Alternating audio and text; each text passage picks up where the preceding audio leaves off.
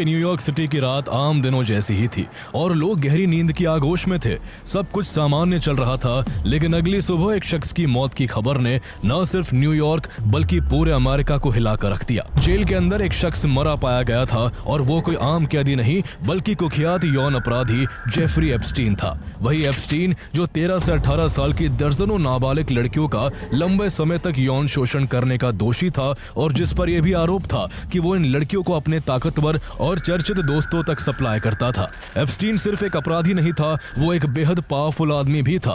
उसके पास $600 मिलियन की संपत्ति, यूएस वर्जिन आइलैंड्स में समुद्र के बीचों बीच 75 एकड़ में फैला आलीशान प्राइवेट आइलैंड, खुद का प्राइवेट जेट समेत अमेरिका के कई बड़े शहरों में घर और प्रॉपर्टीज भी थी। जेल जाने के बाद लोगों को उम्मीद थी कि जल्द ही एप्स्टीन के पावरफुल दोस्तों के नाम बाहर आएंगे, लेकिन इससे पहले कि वो कोई खुलासा कर पाता, अचानक जेल में मरा पाया गया। जेल अथॉरिटीज ने उसकी मौत को आत्महत्या बताया, लेकिन पोस्टमार्टम रिपोर्ट कुछ और ही कहानी बयां कर रही थी। एप्स्टीन की गर्दन की हड्डियां टूटी हुई थी। उस दिन अचानक उसकी सुरक्षा में लगाए गए गार्ड गहरी नींद में सो रहे थे और जेल के सीसीटीवी कैमरों ने काम करना बंद कर दिया था। इतने सारे संयोग एक साथ होना लोगों को इत्तेफाक नहीं लगे और लोगों को इसमें किसी गहरी साजिश की बू आने लगी। ऐसे में अमेरिका में मांग उठने लगी कि एप्स्टीन से जुड़ी सारी फाइल्स पब्लिक की जाए। समय के साथ दबाव इतना बढ़ गया कि यूएस डिपार्टमेंट ऑफ जस्टिस को उसकी जिंदगी से जुड़े लाखों डॉक्यूमेंट्स, हजारों फोटोज और ईमेल्स पब्लिक करने पड़े। इन्हीं फाइल्स में कई ऐसे चेहरे सामने आए जिन्हें दुनिया उनके अच्छे कामों के लिए पूछती थी। इनमें current American president Donald Trump, former American president Bill Clinton, दुनिया के सबसे अमीर शख्स Elon Musk, billionaire Bill Gates, महान साइंटिस्ट स्टीफन हॉकिंग, ब्रिटेन के प्रिंस एंड्रू और नॉर्वे की क्राउन प्रिंसेस मेटे मारिट जैसे लोगों के एप्स्टीन के साथ करीबी रिश्तों की बातें सामने आई। इन फोटोज में जहां कोई महिलाओं के साथ बाथटब में नहाता दिख रहा है तो कोई कई महिलाओं की गोद में लेटा हुआ दिख रहा है। किसी ने नाबालिग लड़कियों की कमर थाम रखी है तो कोई एप्स्टीन के प्राइवेट आइलैंड पर पार्टियां करता दिख रहा है। तो आइए जानते हैं एप्स्टीन फाइल्स की पूरी कहानी। कैसे एक मैथ टीचर से अपने करियर की शुरुआत करने वाला जेफरी एप्स्टीन दुनिया का सबसे कुख्यात यौन अपराधी बन गया। उसका दुनिया भर के रईसों, पावरफुल लोगों और सेलिब्रिटीज के साथ क्या रिश्ता था और कैसे वो उनके साथ मिलकर नाबालिग लड़कियों का शोषण करता था। और आखिर डिपार्टमेंट ऑफ जस्टिस द्वारा रिलीज हुई फाइल्स में और कितने चर्चित लोगों के नाम सामने आए। Jeffrey Epstein is arrested in July 2019 on federal sex trafficking charges involving minors in the early 2000s. Footage from 1992 found in the NBC archives shows the future president welcoming Jeffrey Epstein to his Mar-a-Lago estate. Official reports say Epstein died by suicide before 6:30 a.m. Breaking tonight, the Justice Department releasing more than 3 million pages of documents related to convicted sex offender Jeffrey Epstein. President Trump's name referenced hundreds of times. These are documents linked to a man called Jeffrey Epstein. The list includes Bill Clinton, Prince Andrew, Michael Jackson, and Stephen Hawking.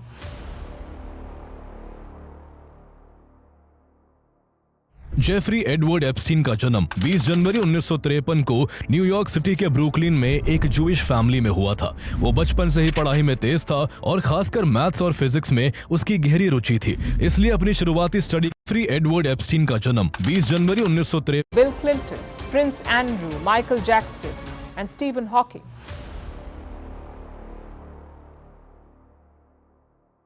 Jeffrey Edward Epstein का जन्म 20 जनवरी 1953 को New York city के Brooklyn में एक Jewish family में हुआ था। वो बचपन से ही पढ़ाई में तेज था और खासकर मैथ्स और फिजिक्स में उसकी गहरी रुचि थी, इसलिए अपनी शुरुआती स्टडी कंप्लीट करने के बाद उसने मैथमेटिक्स से ग्रेजुएशन करने का फैसला किया। लेकिन 2 साल बाद ही उसने पढ़ाई छोड़ दी और 1974 में बिना किसी ग्रेजुएशन डिग्री के वो न्यूयॉर्क के प्रेस्टिजियस डॉल्टन स्कूल में फिजिक्स और मैथमेटिक्स पढ़ाने लगा। लेकिन 2 साल बाद डॉल्टन स्कूल ने उसकी टीचिंग परफॉर्मेंस को सेटिस्फैक्टरी ना मानते हुए उसे डिसमिस कर दिया। साथ ही उस पर अंडर एज लड़कियों के प्रति इनअप्रोप्रिएट बिहेवियर, फीमेल स्टूडेंट्स से फ्लर्टिंग और टीचर होते हुए भी स्टूडेंट्स की शराब पार्टी में शामिल होने जैसे आरोप भी लगे। हालांकि डॉल्टन स्कूल से निकाले जाने के बाद उसे नौकरी के लिए ज्यादा भटकना नहीं पड़ा और उसे वॉल स्ट्रीट की global investment bank Bear Stearns में जूनियर असिस्टेंट की नौकरी मिल गई। कुछ ही समय में वो ऑप्शंस ट्रेडर बन गया और स्पेशल प्रोडक्ट्स डिवीजन में काम करने लगा। इसी दौरान उसकी पहुंच अमीर और ताकतवर लोगों तक होने लगी। एप्स्टीन ने यहाँ इतना अच्छा परफॉर्म किया कि 1980 तक बेयर स्टर्न्स ने उसे अपना लिमिटेड पार्टनर बना दिया। केवल 27 साल की उम्र में उसकी इतनी चर्चा थी कि कॉस्मोपॉलिटन मैगजीन ने उसे बैचलर ऑफ द मंथ चुना। लेकिन एप्स्टीन की कुछ आदतें ऐसी थी जो बार बार उसके करियर को खतरे में डाल देती थी। उसने जॉब पाने के लिए न केवल अपनी एजुकेशन की गलत इंफॉर्मेशन दी थी, बल्कि नौकरी के दौरान अपनी गर्लफ्रेंड को गिफ्ट की हुई एक्सपेंसिव ज्वेलरी का खर्च भी कंपनी के खाते में डाल दिया था। यह बात सामने आने पर बेयर स्टर्न्स ने उसे सस्पेंड करने के साथ साथ उस पर भारी जुर्माना भी लगा दिया। इसके बाद जेफरी एप्स्टीन ने इंटरकॉन्टिनेंटल एसेट्स ग्रुप (IAG) नाम की खुद की कंसल्टिंग फर्म खोल ली, जो उन लोगों के लिए काम करती थी जिनका पैसा फ्रॉडुलेंट ब्रोकर्स द्वारा हड़प लिया गया था। एप्स्टीन रिकवरी के बदले लोगों से भारी फीस लेता था, जिससे कुछ ही सालों में उसकी संपत्ति तेजी से बढ़ने लगी और साल 1984 तक वो मिलियनेयर बन गया। इस दौरान जेफरी एप्स्टीन ने अमेरिकन बिजनेसमैन और फ्रॉडस्टर स्टीवन हॉफनबर्ग के साथ भी काम किया था, जिसने अमेरिकन हिस्ट्री की सबसे बड़ी पॉन्जी स्कीम्स की थी, जिसमें इन्वेस्टर्स के $450 मिलियन डूब गए थे। साल 1988 तक जेफरी एप्स्टीन दुनिया के पावरफुल लोगों के सर्कल्स में उठने बैठने लगा था। उसी साल उसने जे एप्स्टीन एंड कंपनी नाम की कंसल्टिंग फर्म भी शुरू की और उसकी ये फर्म केवल उन्हीं के साथ काम करती थी जिनकी नेट वर्थ $1 बिलियन से ज्यादा होती थी। इसी दौर में उसकी मुलाकात एल ब्रांड्स के CEO लेस्ली वेक्सनर से हुई, जिन्होंने उसे अपनी कंपनी की फुल पावर ऑफ अटर्नी दे दी। यहीं से एप्स्टीन की दौलत और ताकत इतनी तेजी से बढ़ी कि 1996 में उसने अपने फर्म को US वर्जिन आइलैंड्स में रिलोकेट कर दिया। एप्स्टीन के रुतबे और इन्फ्लुएंस का अंदाजा इस बात से लगाया जा सकता है कि जो अपोलो ग्लोबल मैनेजमेंट सैकड़ों बिलियन डॉलर्स के एसेट्स को मैनेज करती है, उसके CEO लियोन ब्लैक की दौलत एप्स्टीन मैनेज करता था। इन सब की बदौलत 21st सेंचुरी की शुरुआती सालों तक जेफरी एप्स्टीन की नेट वर्थ $600 मिलियन तक पहुंच गई और उसकी गिनती अमेरिका के चुनिंदा रईसों में होने लगी। उसके पास मैनहट्टन में न्यूयॉर्क का सबसे बड़ा प्राइवेट मैंशन था और palm beach, Florida, new Mexico and Paris जैसी जगहों पर कई आलीशान घर और प्रॉपर्टीज थी। 1998 में उसने US वर्जिन आइलैंड्स में समुद्र के बीचों बीच 75 एकड़ में फैला लिटिल सेंट जेम्स नाम का एक प्राइवेट आइलैंड भी खरीदा था, जहां वो महंगी महंगी पार्टियां करता था। उसके सोशल सर्कल में अमेरिका के प्रेसिडेंट से लेकर ब्रिटेन के प्रिंस, दुनिया के बड़े बड़े बिजनेसमैन और मूवी स्टार्स तक शामिल थे। बाहर से सब लग्जरी और सक्सेस दिखता था, लेकिन इसी चमक के पीछे कुछ इतना घिनौना चल रहा था जिसकी भनक दुनिया को सालों तक नहीं लगी। लेकिन 2005 में एक ऐसा खुलासा हुआ कि लोग जेफरी एप्स्टीन के नाम से भी घृणा करने लगे। हुआ कुछ यूं कि मार्च 2005 में एक महिला ने फ्लोरिडा के पाम बीच पुलिस स्टेशन में शिकायत दर्ज कराई कि एप्स्टीन ने उसकी 14 साल की बेटी को मसाज के बहाने अपने घर बुलाकर उसका यौन शोषण किया है। उस महिला ने पुलिस को बताया कि जब उसकी बेटी जेफरी एप्स्टीन के घर पहुंची तो उसने केवल तौलिया पहना हुआ था। कुछ देर मसाज लेने के बाद एप्स्टीन ने उसके साथ जबरदस्ती की।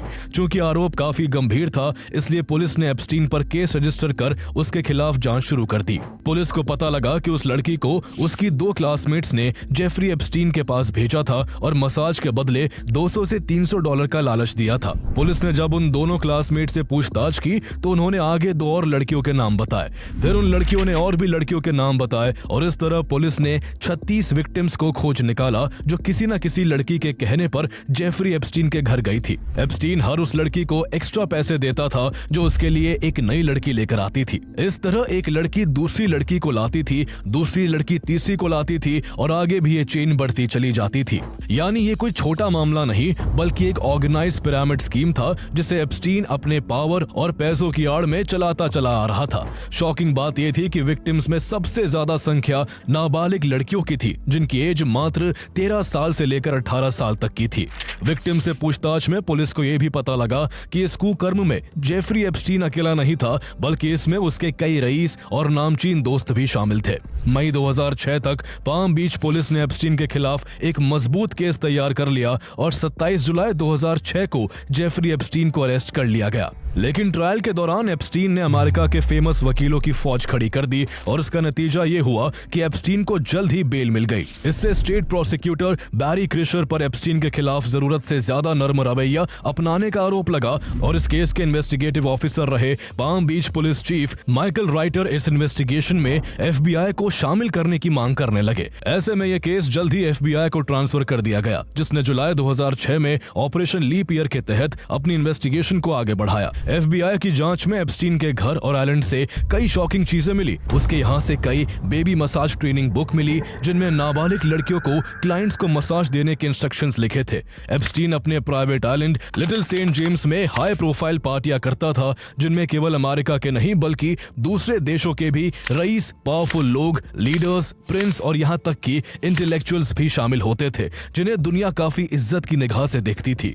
एप्स्टीन नाबालिग लड़कियों को लालच और धमकी से मजबूर करके अपने प्राइवेट जेट से आइलैंड पर लाता था और फिर उन्हें अपने नामचीन दोस्तों के आगे किसी स्लेव की तरह परोसता था, जहां उसके गेस्ट जानवर की तरह उन भोली भाली लड़कियों पर टूट पड़ते थे।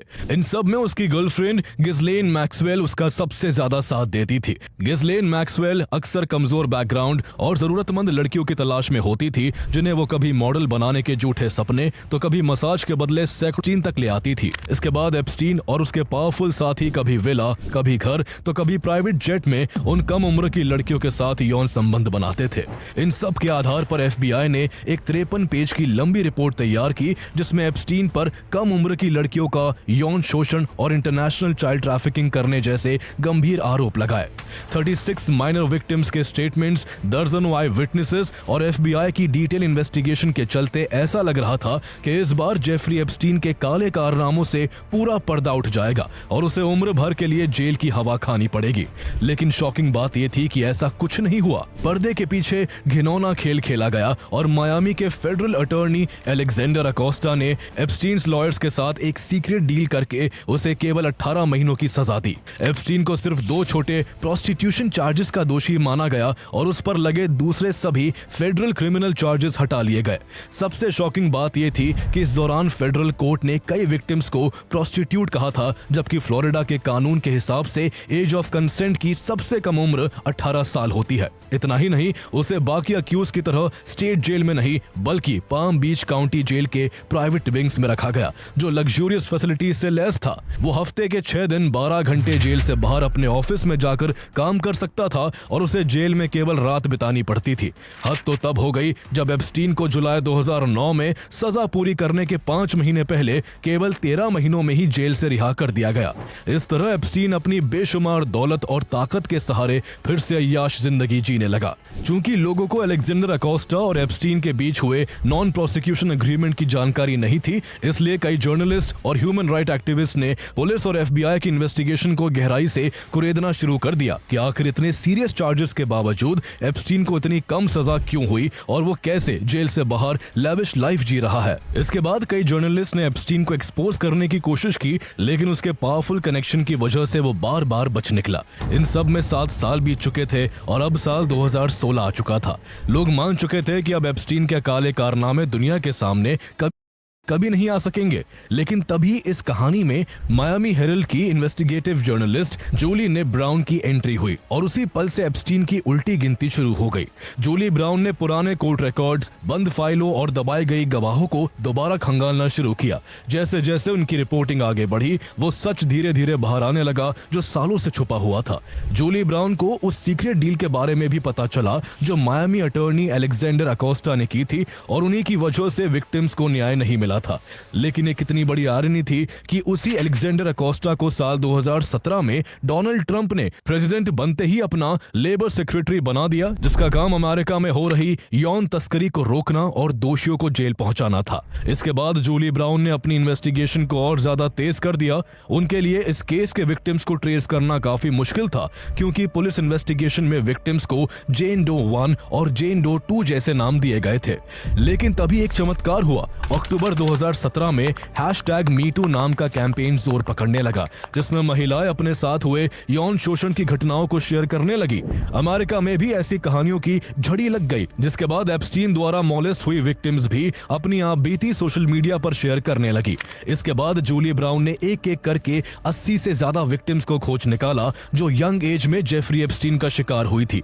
किसी ने उन्हें वीडियो इंटरव्यू दिया तो किसी ने फोन पर अपनी आप बीती सुनाई। इन्हीं विक्टिम्स में से एक कर्टनी वाइल्ड थी, जो साल 2001 में केवल 14 साल की उम्र में अपने फ्रेंड के कहने पर एप्स्टीन के पाम बीच मैंशन गई थी, जहां एप्स्टीन ने उसके साथ कई बार यौन संबंध बनाए। लेकिन कर्टनी वाइल्ड को दुख सिर्फ इसका नहीं था, बल्कि वो एक और गहरे गिल्ट के साथ भी जी रही थी कि उन्होंने एप्स्टीन से ज्यादा पैसे मिलने के लालच में उसके पास कई अंडरएज लड़कियों को भी भेजा था। एक लड़की वर्जीनिया ग्रिफे नाम की भी थी, जिसे 16 साल की उम्र में एप्स्टीन की गर्लफ्रेंड गिस्लेन मैक्सवेल ने मसाज थेरेपी के बहाने एप्स्टीन के पास भेजा था। वर्जीनिया ग्रिफे ने बताया कि एप्स्टीन ने उसे ब्रिटेन के प्रिंस एंड्रू के पास भी भेजा था, जिन्होंने 3 बार उसके साथ यौन संबंध बनाए थे। इस तरह साल 2018 तक जूली ब्राउन ने इस केस से जुड़े इतने एविडेंसेस जुटा लिए कि उनसे एप्स्टीन को कड़ी सजा दिलवाई जा सकती थी। उन्होंने अपनी रिपोर्ट्स मायामी हेरल्ड को भेज दी और ये रिपोर्ट्स 18 नवंबर 2018 को परवर्जन ऑफ जस्टिस के नाम से पब्लिश कर दी गई। रिपोर्ट्स पब्लिश होते ही पूरे अमेरिका में हंगामा मच गया। एप्स्टीन और उसके काले कारनामों की पूरी दुनिया में बात होने लगी। लोगों को जैसे ही पता लगा कि एप्स्टीन को सरकार में बैठे शख्स ने बचाया था, लोग अमेरिकन गवर्नमेंट को बुरी तरह कोसने लगे और एप्स्टीन को अरेस्ट करने की मांग करने लगे। पब्लिक का इतना ज्यादा दबाव बन गया कि FBI ने एप्स्टीन के खिलाफ फिर से इन्वेस्टिगेशन शुरू कर दी और 6 जुलाई 2019 को उसे अरेस्ट कर New York metropolitan correctional center jail में बंद कर दिया। एप्स्टीन ने फिर से जुडिशरी को खरीदने की कोशिश की, लेकिन इस बार उसकी दाल नहीं गली और उसे 45 साल की जेल की सजा सुनाई गई। एप्स्टीन के अरेस्ट होने के केवल 6 दिन बाद अलेक्जेंडर अकोस्टा ने भी रिजाइन कर दिया। अब सभी को यही लग रहा था कि एप्स्टीन जल्द ही अपने इस कुकर्म में शामिल अपने नामचीन दोस्तों के नाम खोल कर रख देगा और सभी दोषियों का पर्दाफाश हो जाएगा। लेकिन इस कहानी में सबसे बड़ा ट्विस्ट तब आया जब अरेस्ट होने के केवल 1 महीने बाद 10 अगस्त 2019 को एप्स्टीन की जेल में ही मौत हो गई। जेल अथॉरिटी ने कहा कि एप्स्टीन ने आत्महत्या की है, लेकिन पोस्टमार्टम रिपोर्ट किसी और बात की तरफ इशारा कर रही थी। एप्स्टीन की गर्दन की कई हड्डियां टूटी हुई थी और फोरेंसिक एक्सपर्ट का कहना था कि ऐसी चोटें आत्महत्या करने से नहीं आती। उनके मुताबिक किसी ने उसका गला घोट दिया था। ये शक तब और पुख्ता हो गया जब पता चला कि एप्स्टीन के सेल के बाहर लगे 2 कैमरे अचानक उस रात खराब हो गए थे। इसके अलावा जेल अथॉरिटी की तरफ से जो CCTV फुटेज जारी किया गया उसमें भी 1 मिनट का जंप था। इन सब बातों की वजह से माना जाने लगा कि एप्स्टीन के पास एक क्लाइंट लिस्ट थी जिसमें उन पावरफुल लोगों के नाम थे जिन्होंने नाबालिग लड़कियों के साथ यौन शोषण किया था। एप्स्टीन मुंह ना खोल दे, इसलिए उसको जेल के अंदर ही मार दिया गया। इस थ्योरी को बल इसलिए भी मिला क्योंकि 1 साल पहले एप्स्टीन ने एक इंटरव्यू में कहा था कि अगर वो चाहे तो कई इन्फ्लुएंशियल हस्तियों पर कीचड़ उछाल सकता है। ऐसे में सवाल उठने लगे कि आखिर एप्स्टीन का इशारा किन लोगों की तरफ था। इसके बाद लोग गवर्नमेंट से एप्स्टीन केस से जुड़ी इन्वेस्टिगेशन फाइल्स को पब्लिक करने की मांग करने लगे और इसे ही एप्स्टीन फाइल्स कहा जाता है। आगे कई सालों तक अमेरिका में एप्स्टीन फाइल्स को डिक्लासिफाइड करने की मांग जारी रही। इसी बीच अमेरिका में सरकारें बदल गई। डोनाल्ड ट्रंप के बाद जो बाइडेन अमेरिका के प्रेसिडेंट बने और 2024 में उनका टेन्योर भी खत्म होने को आ गया, लेकिन एप्स्टीन फाइल्स रिलीज नहीं हो सकी। हालांकि इस दौरान इस केस से जुड़े कुछ अपडेट जरूर आए थे। 2020 में एप्स्टीन की गर्लफ्रेंड गिस्लीन मैक्सवेल को अरेस्ट कर जेल में डाल दिया गया था। वर्जीनिया ग्रिफे नाम की एक विक्टिम प्रिंस एंड्रू के खिलाफ ब्रिटिश कोर्ट में चली गई थी और उनके साथ अपनी फोटो रिलीज कर दी थी, जिसमें वो वर्जीनिया ग्रिफे की कमर पकड़े नजर आ रहे थे।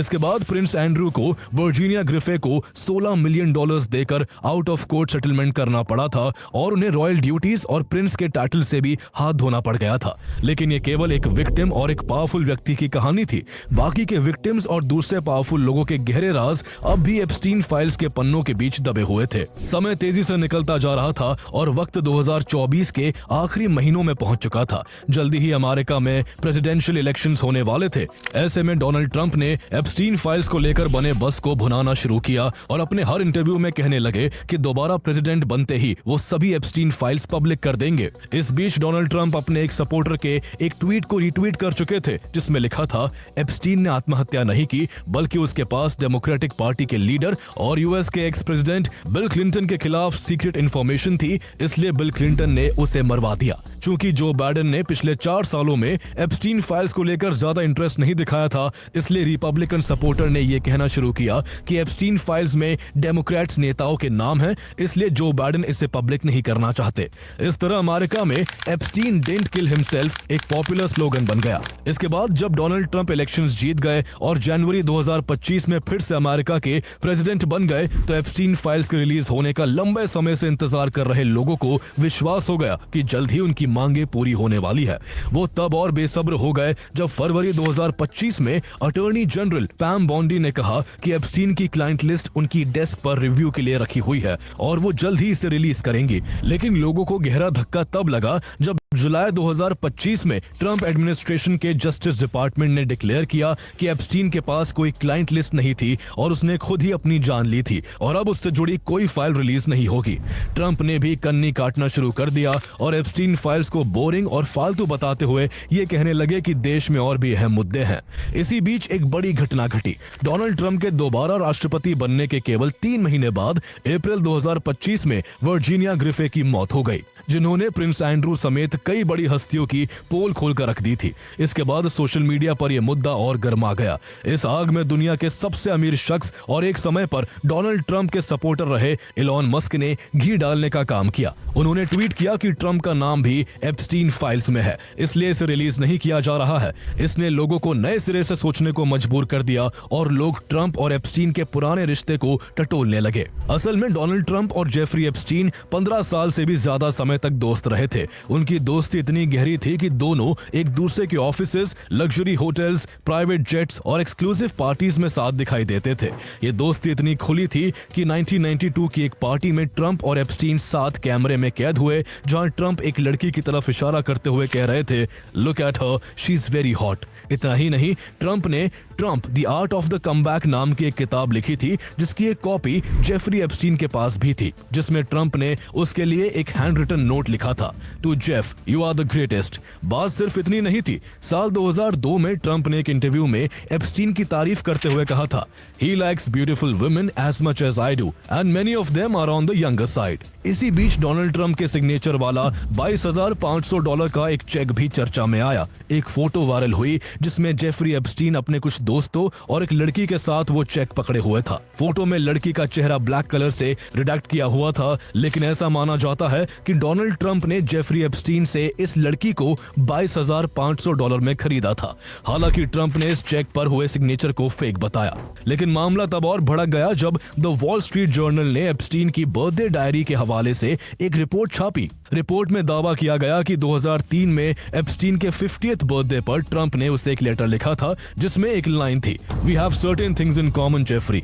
इस लेटर की सबसे डिस्टर्बिंग बात यह बताई गई कि इसे एक न्यूड स्केच के साथ लिखा गया था और नीचे ट्रंप के सिग्नेचर थे। इस बात से डोनाल्ड ट्रंप इतना गुस्सा हो गए कि इसे फेक बताते हुए उन्होंने द वॉल स्ट्रीट जर्नल पर $10 बिलियन का डेफेमेशन केस कर दिया। बात इतने पर ही नहीं रुकी। नवंबर 2025 में 3 ईमेल्स भी सामने आए, जिनसे यह प्रूव होता था कि डोनाल्ड ट्रंप को एप्स्टीन की यौन तस्करी के बारे में पहले से ही पता था, जबकि ट्रंप लंबे समय से कहते आए थे कि उन्हें एप्स्टीन के किसी भी मिसकंडक्ट के बारे में कोई भी जानकारी नहीं थी। ये सब देख ट्रंप के कट्टर सपोर्टर्स का भी उन पर से भरोसा डगमगाने लगा। लोग खुलकर कहने लगे कि ट्रंप अपनी इमेज बचाने के लिए एप्स्टीन फाइल्स को पब्लिक नहीं होने देना चाहते। इससे पब्लिक प्रेशर इतना बढ़ गया कि नवंबर 2025 में यूएस कांग्रेस को the Epstein files transparency act लाना पड़ा और 30 दिन के अंदर सभी एप्स्टीन फाइल्स को रिलीज करने का ऑर्डर देना पड़ा। 19 नवंबर 2025 को डोनाल्ड ट्रंप को भी मजबूरन इस ऑर्डर पर साइन करना पड़ा। इसके 1 महीने बाद दिसंबर 2025 में वो हुआ जिसका लाखों अमेरिकियों को सालों से इंतजार था। दिसंबर के अंत में जस्टिस डिपार्टमेंट ने एप्स्टीन से जुड़े लाखों डॉक्यूमेंट्स पब्लिक कर दिए। इनके रिलीज होते ही जो नाम सामने आए उनसे पूरी दुनिया में हंगामा मच गया। इन फाइल्स में current American president Donald Trump, former American president Bill Clinton, Elon Musk, Bill Gates, Richard Branson, Google के co-founder Sergey Brin, philosopher Noam Chomsky, मशहूर साइंटिस्ट स्टीफन हॉकिंग, ब्रिटेन के Prince Andrew, musicians Mike Jagger, famous singer and dancer Michael Jackson, American singer and actress Diana Ross, Hollywood actor Kevin Spacey, comedian Chris Tucker जैसे दुनिया भर में चर्चित कई लोगों का जिक्र है और उनकी फोटोज हैं। इनमें से कुछ लोग जेफ इन फोटोज में उन हस्तियों के साथ लड़कियां और औरतें भी दिख रही हैं जिनकी पहचान छिपाने के लिए उनके चेहरे को ब्लॉक मार्क से छिपा दिया गया है। इसके बाद 30 जनवरी 2026 को यूएस डिपार्टमेंट ऑफ जस्टिस ने जेफरी एप्स्टीन फाइल्स का अब तक का सबसे बड़ा हिस्सा पब्लिक किया, जिसमें लगभग 3.5 मिलियन पेज, 2000 से ज्यादा वीडियोस और 1.8 लाख इमेजेस शामिल है। इन फाइलों में court records, emails, travel logs, तस्वीरें और इन्वेस्टिगेशन के डॉक्यूमेंट शामिल है। एप्स्टीन फाइल्स के एक फोटो में farmer American president Bill Clinton एक स्विमिंग पूल में 2 महिलाओं के साथ नहाते हुए दिखे, जबकि दूसरे फोटो में बाथटब में एक महिला के साथ दिखे। इतना ही नहीं, एप्स्टीन फाइल से ये भी सामने आया कि साल 2000 में बिल क्लिंटन और जेफरी एप्स्टीन ने एक आदमी को ड्रग देकर उसके साथ यॉट पर यौन संबंध बनाए थे। हैरानी की बात यह है कि जिस वक्त यॉट पर बिल क्लिंटन और जेफरी एप्स्टीन उस आदमी के साथ ज्यादती कर रहे थे, उस वक्त वहां डोनाल्ड ट्रंप भी अपने होने वाली पत्नी मेलानिया के साथ मौजूद थे। इसी तरह जहां एप्स्टीन फाइल्स की एक तस्वीर में प्रिंस एंड्रू 5 महिलाओं की गोद में लेटे हुए दिखे, तो वही वो दूसरी फोटो में फ्लोर पर एक नाबालिग लड़की के साथ लेटे हुए नजर आए। उनके अलावा बिल गेट्स, डोनाल्ड ट्रंप और दूसरे कई पावरफुल लोग एंड सेलिब्रिटीज की भी महिलाओं और लड़कियों के साथ फोटोज बाहर आई। एक मेल से यह भी दावा किया गया कि के फॉर्मर सिक्योरिटी हेड ने एप्स्टीन की एक विक्टिम को अपना मुंह खोलने पर ट्रंप के गोल्फ कोर्स में गाड़ने की धमकी दी थी। उस विक्टिम का दावा है कि ट्रंप गोल्फ कोर्स में सामूहिक यौन संबंध बनाए गए थे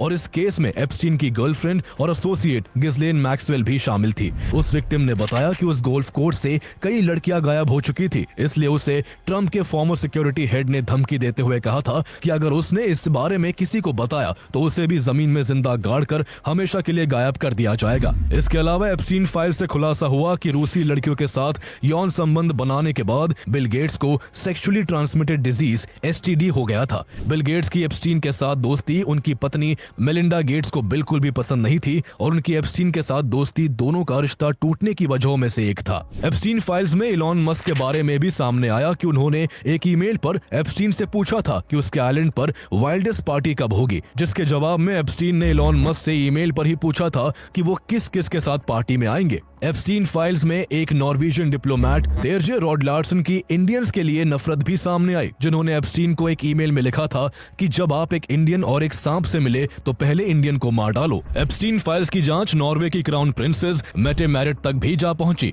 सामने आया है कि उनकी जेफरी एप्स्टीन से 2011 से कर्मों का काफी हद तक दुनिया को पता चल चुका था। इस तरह एप्स्टीन फाइल्स ने सिर्फ एक अपराधी जेफरी एप्स्टीन का नेटवर्क नहीं खोला, बल्कि उन बड़े बड़े नेताओं, बिजनेसमैन और ग्लोबल इन्फ्लुएंसर्स की सोच को भी सामने रख दिया जिन्हें दुनिया आदर्श मानती थी। लेकिन इस पूरी लिस्ट में सबसे ज्यादा झटका अमेरिका के प्रेसिडेंट डोनाल्ड ट्रंप को लगा। एप्स्टीन फाइल्स में डोनाल्ड ट्रंप का जिक्र हजारों बार हुआ है। इन्हीं फाइल्स से खुलासा हुआ कि ट्रंप ने एप्स्टीन के प्राइवेट जेट से 8 बार ट्रैवल किया था। इनमें से 2 ऐसे ट्रिप्स भी थे जिनमें एप्स्टीन और डोनाल्ड ट्रंप के साथ कुछ अननोन लड़कियां भी थी और वो वहां क्यों और किस लिए थी, ये जांच का विषय है। इसके अलावा एप्स्टीन फाइल्स में सीरियल यौन अपराधी लैरी नासर द्वारा जेफरी एप्स्टीन को लिखे गए एक लेटर का भी जिक्र है, जिसमें उसने लिखा था कि हम दोनों में एक चीज कॉमन है, हमारा यंग लेडीज के लिए प्यार। हमारे प्रेसिडेंट भी हमारी तरह यंग लड़कियों को पसंद करते हैं, लेकिन वो आज देश के प्रेसिडेंट है और हम जेल की सलाखों के पीछे हैं,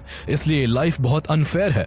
ऐसा माना जाता है कि लैरी नासर ने ये बात डोनाल्ड ट्रंप के लिए ही कही थी, क्योंकि लैरी नासर ने एप्स्टीन को ये लेटर अगस्त 2019 में लिखा था और उस समय लैरी नासर और एप्स्टीन दोनों जेल में बंद थे, जबकि ट्रंप अमेरिका के राष्ट्रपति थे। इस लेटर के कुछ दिन बाद ही जेफरी एप्स्टीन की जेल में ही मौत हो गई थी। इन फाइल्स में एक लिमोजीन ड्राइवर का दावा भी खूब सुर्खियां बटोर रहा है। दरअसल उस ड्राइवर ने यूएस प्रेसिडेंशियल इलेक्शन के करीब 1 हफ्ते पहले FBI को कॉल करके बताया था कि जब वो 1995 में डोनाल्ड ट्रंप को Dallas fort worth international airport ले जा रहा था, उस समय ट्रंप कॉल पर बार बार जेफरी जेफरी कह रहे थे और कुछ लड़कियों को अब्यूज करने की बात कर रहे थे।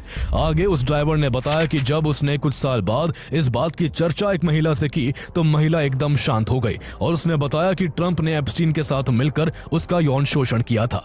इसके बाद उस महिला ने ड्राइवर के कहने पर पुलिस स्टेशन में एप्स्टीन और ट्रंप के खिलाफ रिपोर्ट भी दर्ज करवाई थी, लेकिन इसके कुछ दिन बाद वो अचानक अपने घर में मृत पाई गई। हालांकि जब इस बात की काफी चर्चा होने लगी तो department of justice Donald Trump को बचाने पर उतर आया और कहा कि ये अनवेरिफाइड फैक्ट्स है, जिसे इलेक्शन से ठीक पहले ट्रंप को बदनाम करने के लिए किया गया था और इसमें कोई सच्चाई नहीं है। इस तरह जो ट्रंप जिन एप्स्टीन फाइल्स को एक पॉलिटिकल हथकंडे की तरह इस्तेमाल कर रहे थे, आज वही फाइल्स उनके गले की हड्डी बन गई हैं। जेफरी एप्स्टीन पर लंबे समय से इजरायली इंटेलिजेंस एजेंसी मोसाद के एजेंट होने के आरोप लगते रहे हैं और कहा जाता है कि उसने अपने पास बड़े बड़े अमेरिकन पॉलिटिशियन के आपत्तिजनक तस्वीरें और वीडियोस इसलिए रखे थे क्योंकि वो इनके जरिए उन्हें ब्लैकमेल करता था।